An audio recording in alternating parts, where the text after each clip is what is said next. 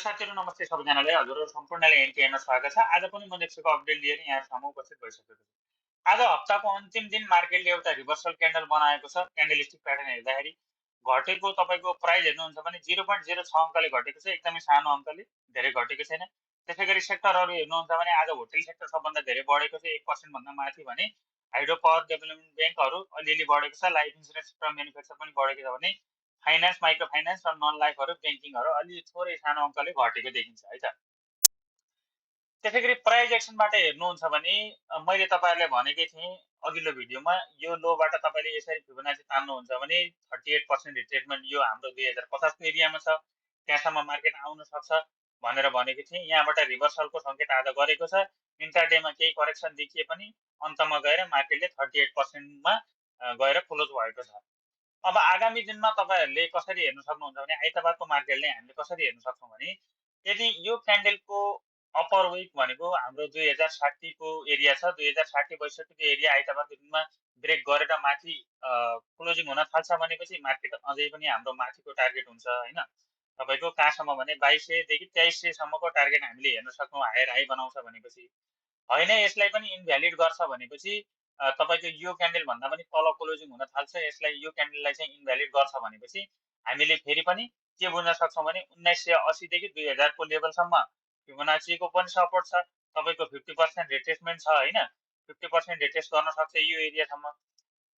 तपाईको प्राइस एक्सनको पनि 1980 को लेभलमा 1980 देखि 2000 सम्मको लेभलमा चाहिँ प्राइस एक्सनको पनि सपोर्ट छ भने दुईवटा सपोर्ट स्ट्रङ सपोर्ट भएको हुनाले हामीले त्यो हेर्न सक्छौं।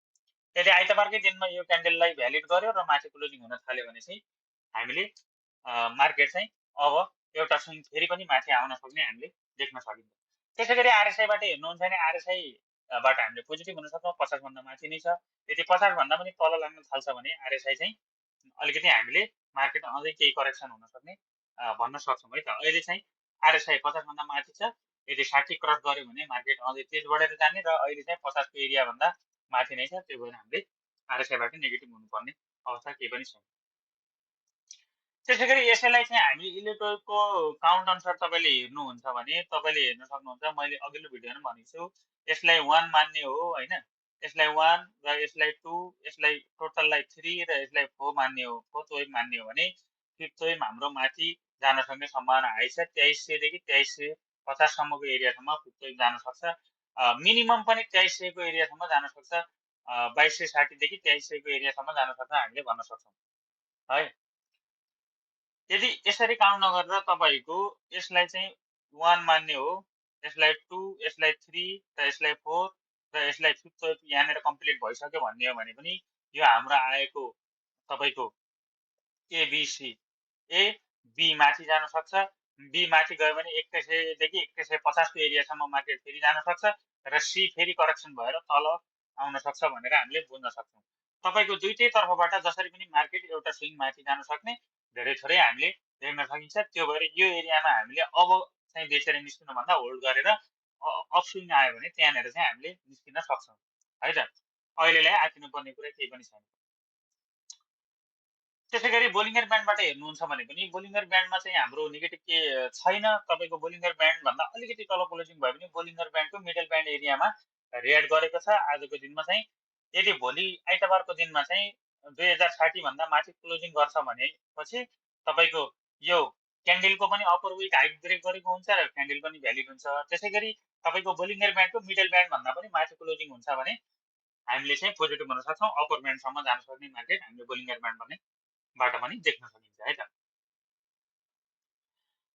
त्यसैगरी मैले पिभट पोइन्टबाट लगाएको छु। पिभट पोइन्टको एरियामा रिएक्ट गरेको छ, तपाईले हेर्न सक्नुहुन्छ। अहिले चाहिँ पिभट पोइन्ट भन्दा मार्केट तल भए पनि पिभट पोइन्टकै एरिया वरिपरि रिएक्ट गरेको छ हैन। यदि यसमा पनि के छ भने पिभट पोइन्टको एरिया भनेको ठ्याक्क 2060 को एरियामा छ। 2060 को एरिया यदि माथि ब्रेक गरेर माथि क्लोजिङ हुन थाल्छ भने पिभट भन्दा माथि हुन्छ भने हाम्रो टार्गेट पिभट भन्दा माथि भयो भने अब R1 को टार्गेट, रेजिस्टेन्स 1 को टार्गेट हाम्रो 2200 देखि 2300 सम्मको एरिया, 2290 देखि 2300 को एरिया छ हाम्रो R1 को टार्गेट। त्यहाँसम्म मार्केट फेरि पनि एउटा स्विङ जान सक्ने हाम्रो पिभटले पनि देखाएको छ है। यदि यसलाई पनि इनभ्यालिड गर्छ भने फेरि मार्केट तल आउन सक्ने सम्भावना हुन्छ। हस्, मैले आजलाई यति भने साथीहरु। मार्केटमा नयाँ नौलो केही पनि छैन, तपाईले हेर्न सक्नुहुन्छ। आफ्नो अलिकति डिसिप्लिन भएर ट्रेड गर्नु होला। यति भन्न चाहे। हस् त, धन्यवाद, नमस्कार।